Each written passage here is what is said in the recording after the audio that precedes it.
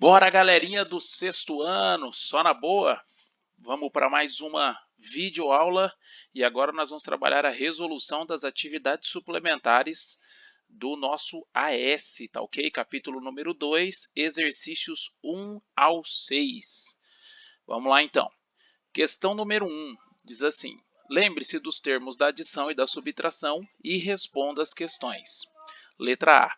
Em uma adição, se forem aumentadas 13 unidades na primeira parcela e diminuídas 18 unidades na segunda parcela, a soma aumentará ou diminuirá? Quanto? Então, uma dica que eu dou para vocês para resolver essa questão aqui é a gente simular uma adição normal, tá? Qualquer. Você vai fazer uma simulação, tá? Como assim, professor Domingos? Exemplo, vou colocar aqui para vocês. 20 mais 30 é igual a 50. Então, eu estou fazendo uma simulação de uma adição. Você poderia escolher qualquer valor para as parcelas, tá? Desde que você consiga, né, nesse exemplo, aumentar 13 na primeira e diminuir 18 na segunda. Então, você tem que escolher dois números aí que você consiga fazer essa ação.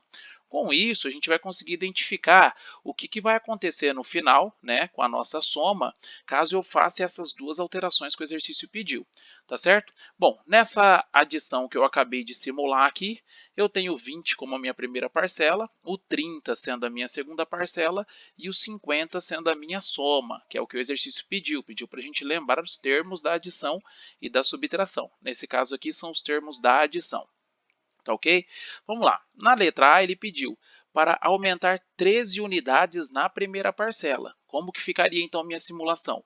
Como a minha primeira parcela vale 20, se eu aumentar 13 unidades, isso vai para 33 unidades, tá certo?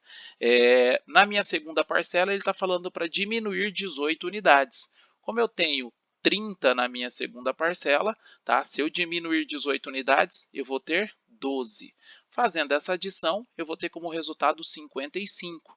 E aí eu consigo comparar os dois resultados. Então, se eu fizer a alteração que o autor propôs nessa questão, o que está acontecendo com a minha soma? Ela está aumentando 5 unidades. Portanto, a soma aumentará 5 unidades, é a nossa resposta.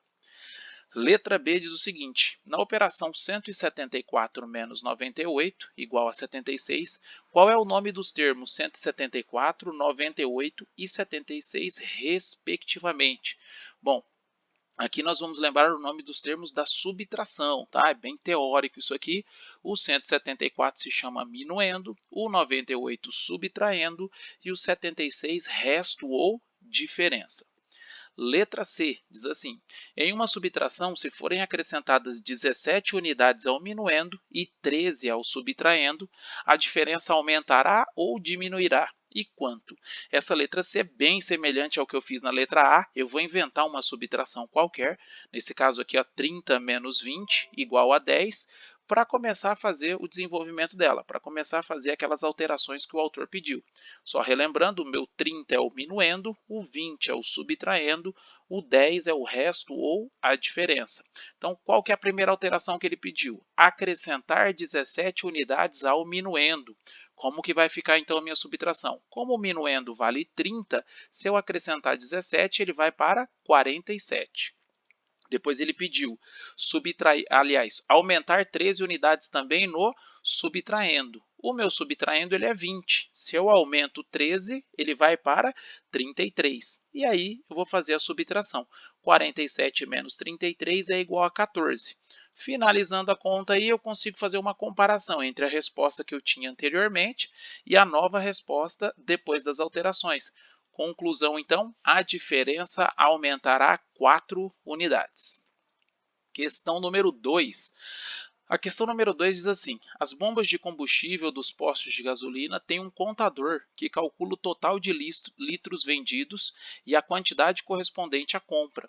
Observe a seguinte tabela e as vendas totais no posto São Pedro no final do mês. Então você tem uma tabelinha aí, ó, que mostra tudo que foi vendido na bomba 1, tudo que foi vendido na bomba 2, é a bomba de gasolina, tá ok?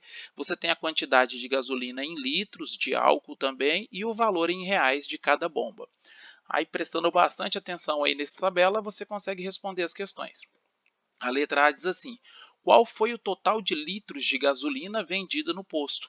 Então, para responder essa questão aqui, basta a gente dar uma analisadinha ali, ó, nos dois valores correspondentes aos litros de gasolina, tanto na bomba 1 quanto na bomba 2. Como ele quer saber o total, você vai somar esses dois valores, encontrando como resultado 33.748 litros de gasolina. Letra B, diz quantos litros de álcool foram vendidos. Lá na tabela você vai coletar os valores referentes ao litro de álcool, tá ok? Somando esses dois valores, nós vamos ter então 29.590 litros de álcool. Letra C, qual foi a quantia total em reais apurada na venda de gasolina e também na venda de álcool? Vamos fazer separadamente aqui, ó. Primeiro, nós vamos ver a quantidade arrecadada em reais da bomba, nas duas bombas referente à gasolina. Então, eu vou pegar esses dois valores, vou adicioná-los, tá? E encontrar, então, R$ 151.866 foi o rendimento, né? Foi quanto ele ganhou na bomba de gasolina. O álcool, vou pegar os dois valores também na tabela, referente ao valor, né, arrecadado em álcool. Somando esses dois valores, eu vou ter 88.770. Então, essa foi a nossa arrecadação. Letra D, ele pergunta quantos reais foram recebidos com a venda de combustível. Então, quando ele fala venda de combustível, ele está envolvendo tanto a gasolina quanto o álcool. Então, a gente vai pegar esses dois valores que a gente acabou de descobrir na letra C e vai adicionar. Ou seja, 151.886 da gasolina, somado com 88.770 do álcool. Isso me dá um total de R$ 240.636, valor total arrecadado. Vamos para a questão número 3 agora. Questão número 3 diz quantas unidades faltam a 1989 para atingir uma dezena de bilhão. Primeiro de tudo aqui nós vamos escrever quanto que é uma dezena de bilhão. Uma dezena, no caso, é 10. Como é de bilhão, então são 10 bilhões. Está aí escrito o nosso número. E como eu quero saber quantas unidades faltam, para você descobrir isso, quanto falta para se chegar nesse valor, basta você subtrair, então, 10 bilhões menos 1989. Você vai fazer todo o processo de cálculo aí, transformação, porque você tem os zeros aí na subtração, e no final das contas você vai chegar em 9 bilhões 999 mil milhões 998 mil e 11. Eita, quase que não sai o número aí. Que é a alternativa D da questão número 3. Questão número 4. Observe o gráfico a seguir para responder aos itens. Tem um gráfico bem bonitão aí que fala do raio X dos terminais, número de passageiros em 2018. Então está dizendo aí quantos passageiros, participação dos 10 maiores aeroportos no Nordeste, tá? Então quantos passageiros embarcaram aí em cada uma dessas cidades. Bom, a letra A pergunta quantos passageiros o aeroporto de Recife teve a mais do que o aeroporto de Teresina. Então, para você responder essa questão, você vai ali pegar o dado referente a Recife e também o dado referente a Teresina.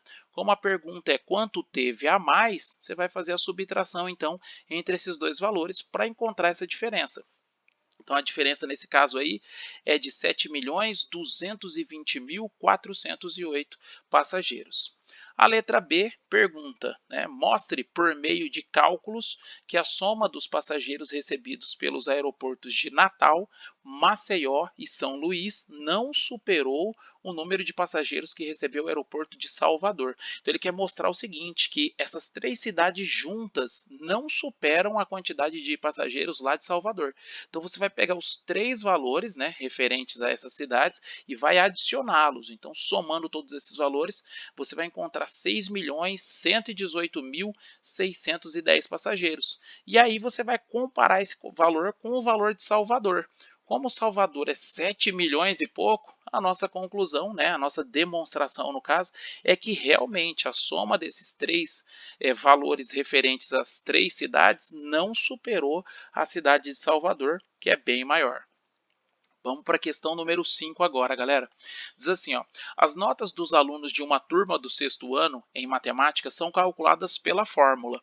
Então, existe um T, que representa um trabalho, tá? 2 vezes a P1, que é a prova 1, primeira prova, mais 3 vezes a P2, que é a segunda prova, mais 4 vezes a P3, que é a terceira prova, tá? Tudo isso aqui deve ser dividido por 10, então você encontra a média do aluno. Todas as notas representadas anteriormente variam de 0 a 10. Sabe-se que a média requerida para aprovação é 7. Conseguiu nota 7, o aluno está aprovado. Caso o aluno fique com nota menor ou igual a 7, repete o ano, sem direito à recuperação. Então, não pode ficar com uma nota menor ou igual a 5, tá, galera? Se a nota ficar entre 5 e 7, o aluno não é aprovado, mas tem direito de uma segunda chance na recuperação. A Paula, aluna dessa turma, tirou 8 no trabalho, 7 na primeira prova, 6 na segunda prova e 10 na prova final. Ela foi aprovada? Explique como você pensou. Então, o que a gente vai fazer para saber se a Paula conseguiu ou não a aprovação? Nós vamos substituir os dados da Paula na nossa fórmula que o enunciado forneceu, tá ok? Então, eu vou trocar ali aquelas letras T, P1, P2 e P3 pelos valores do enunciado. Ele disse o seguinte, ó, a Paula tirou nota 8 no trabalho, então no lugar do T eu vou colocar 8.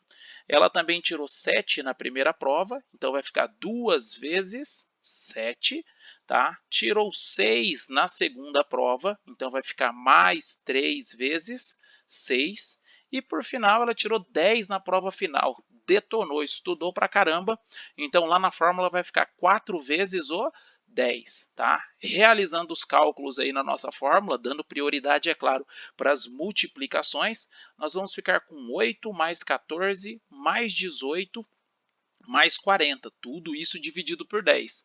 Então, eu vou somar todos esses valores aqui, ó, no numerador, vai dar 80 sobre 10, tá? Lembrando, fração é uma divisão, tá ok? Então, você vai pegar esse 80 que está no numerador, dividir por 10 que está no denominador, tá? 80 dividido por 10 é igual a 8. Como o enunciado falou que a média para aprovação era uma média 7, a Paula está aprovada, tá ok? Ela foi aprovada nesse caso.